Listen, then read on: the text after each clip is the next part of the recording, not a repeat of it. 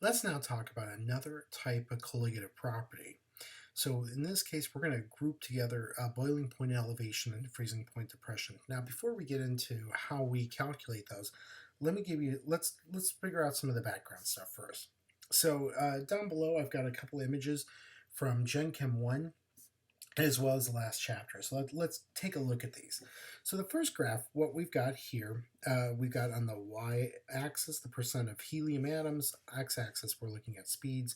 So we're looking at three different curves, and each curve is taken at a different temperature. So the dark blue is at 200 Kelvin, the light blue is at 600 Kelvin, and then the red line is 1,000 Kelvin. So it looks like as the temperature increases, you've got a wider range of speeds. So the distribution of speeds flatten out, and the maximum of the curve moves higher as the temperature increases. So what can we conclude from this graph? Well, at higher temperatures, the distribution of speeds shift to higher speeds. So the distribution of speeds shift to higher speeds. And the distribution spreads out.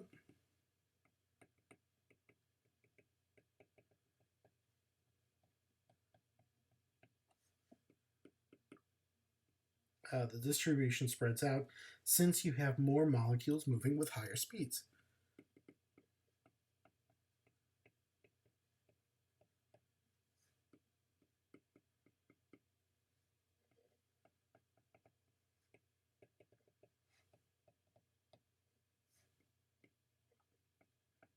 Okay, so all right, so that's our first one. The second one, this graph is something that we talked about back at back when we were talking about liquids and gases. We were talking about there is like an escape velocity or escape energy that molecules need to go from the liquid phase to the gas phase. Okay, and so that line, that dotted line right here, indicates that this is the molecules that have sufficient kinetic energy to escape the liquid and enter the vapor phase. And so from here, what we're looking at, we're starting with liquids, and then after we get to that dividing line, we're dealing with gases. So what we're looking at here is that for a liquid, as the temperature increases, so does the kinetic energy.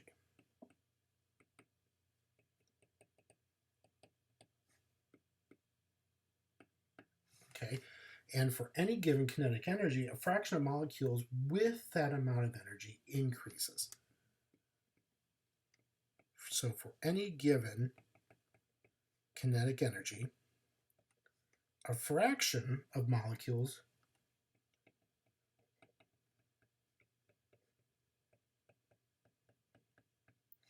with that amount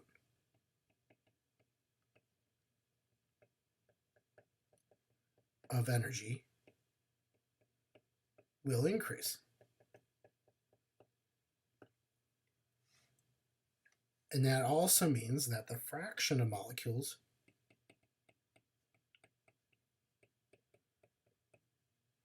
that escape increases as well.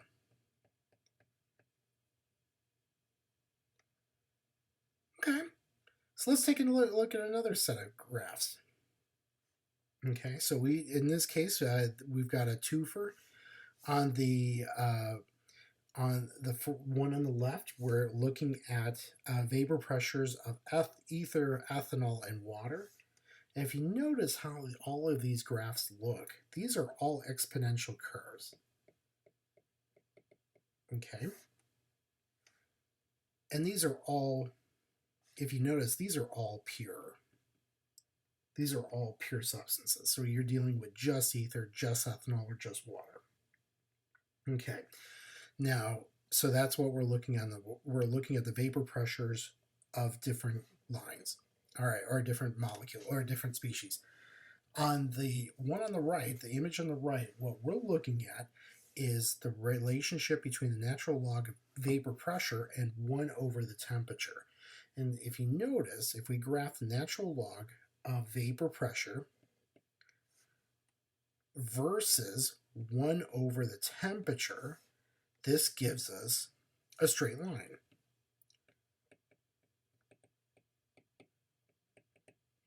Where we could measure the slope. And so what we're looking at here, okay, and combining this information over down with our last graph, where we've got a phase diagram, what we're seeing is that vapor pressure is a function of temperature.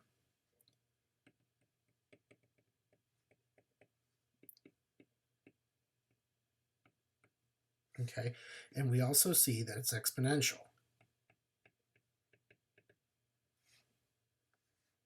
Another thing that we notice is that if we have a slight increase in temperature,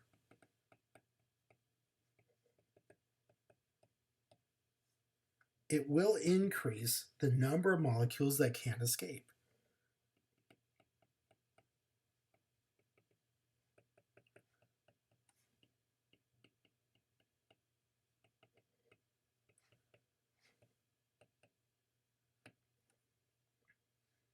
Okay, so that's what we get out of that. Another thing that we can also get is that we can also tell if we have 1, 2, or 3 phases present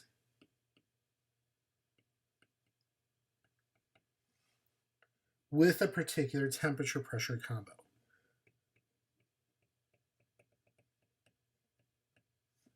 Temperature pressure combo. All right. Okay, so that's all the information that we can get out of those graphs. Okay, so now what we want to do is make a simple graph with just the vapor pressure water on it. So what I'm going to do, I'm basically going to make this graph again. We're doing something very similar to this. We just want water. Okay, so let me do that. So on the y-axis, we've got the vapor pressure. X-axis, we got temperature. All right, and I'm going to do that vapor pressure of water. Let me do this in a nice blue color, so that way we're matching. And so here is that curve. Okay. All right, so the figure that we just produced represents a relationship between two variables, which are pressure and temperature, but only for a pure substance, a liquid that is volatile. Now, what we're going to do is draw a second line, which corresponds to a relationship between these variables if we add a non-volatile substance. So if this is our curve, and let me, I just realized I need to do something. I need to change this curve just a little bit. What I'm going to do is just move the curve up a little bit more. Okay, so here's our water curve. So if we add a substance to this, so let's add a solute to this solution. What the solute will do is something like this.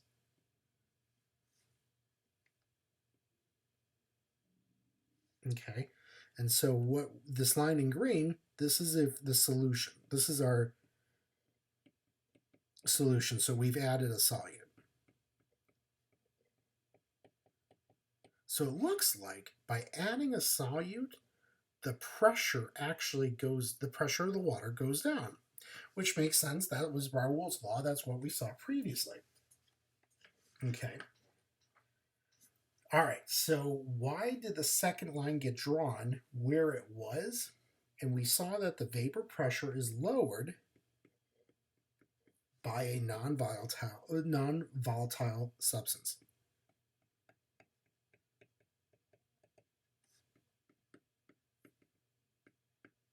All right, so what are the consequences for that shift between the lines? What we see, what happens is that the vapor pressure is lowered, and this is measured as a function of the number of solute molecules.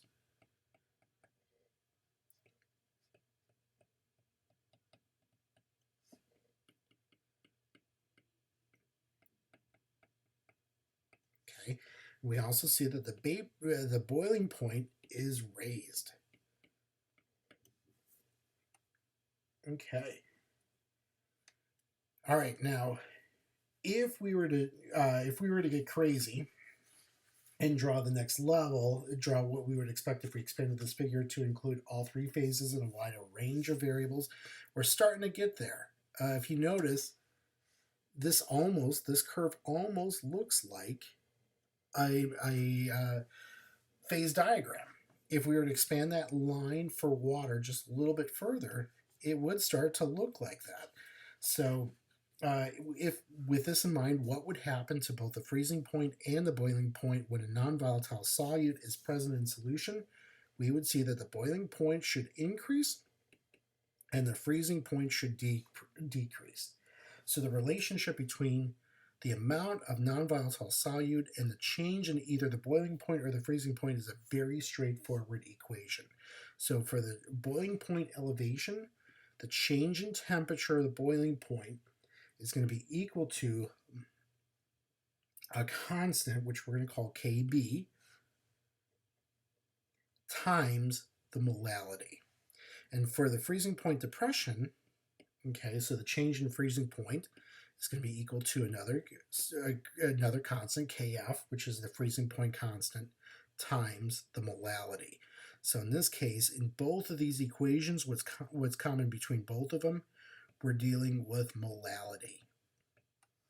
Okay, and so what is the unit that's constant between both of these? We're using molality. And why is this used instead of molarity? It's because it's not a function of temperature.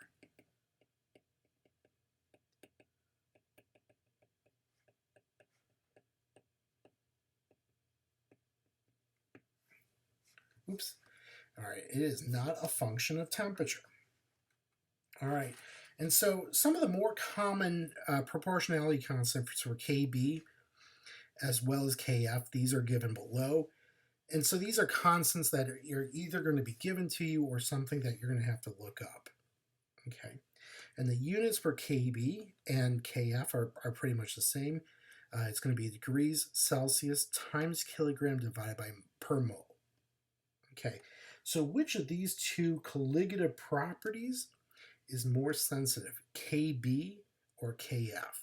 Let's take a look at this. So Kb, if we take like a look at water, the Kb of water is 0.51 degrees Celsius kilogram per mole, but the Kf is 1.86. So which one is the more sensitive? It's going to be the Kf. And the reason why? It's bigger.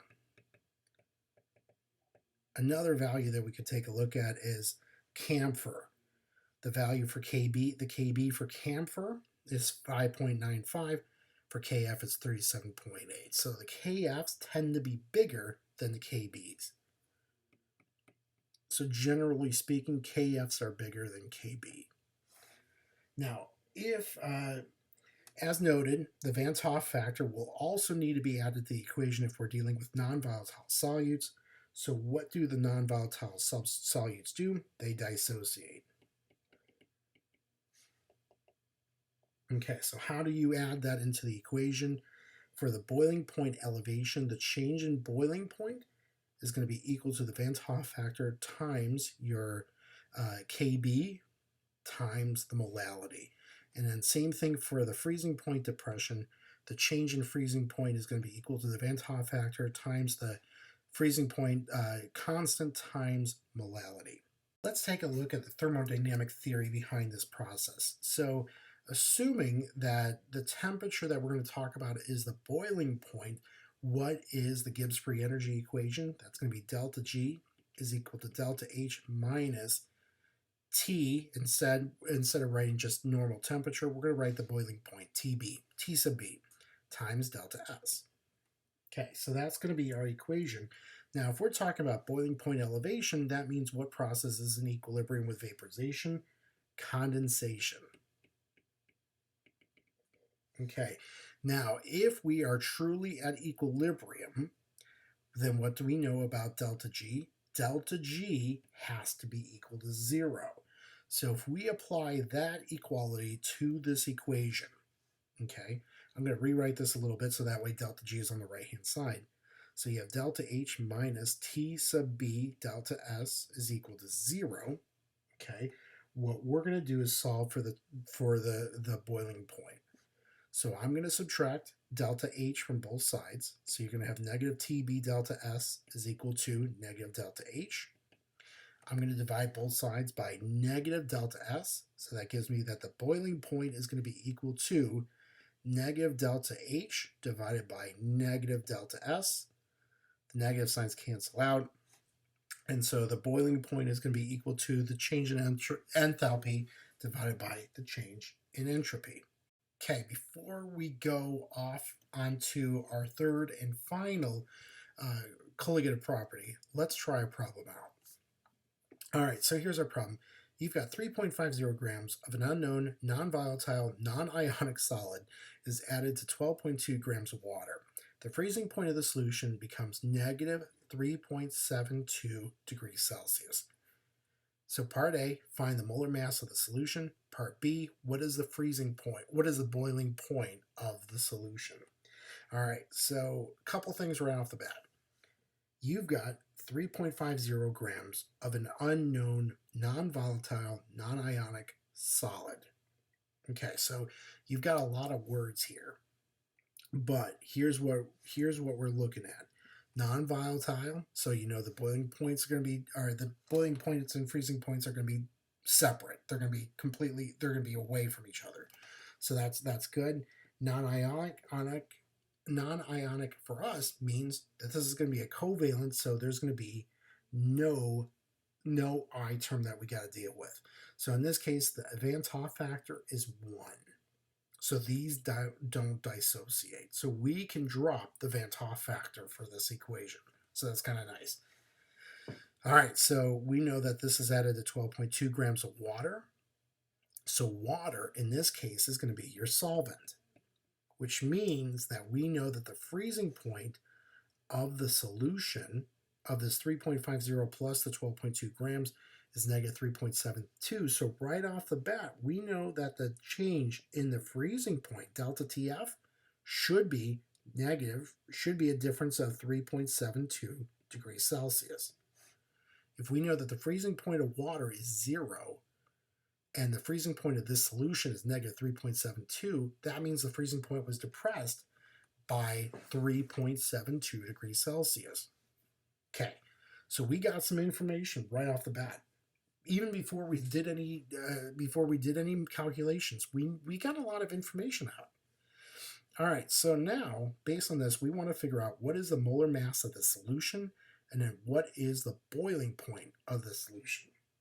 All right, so here's the two equations we're dealing with. We're dealing with the freezing point depression.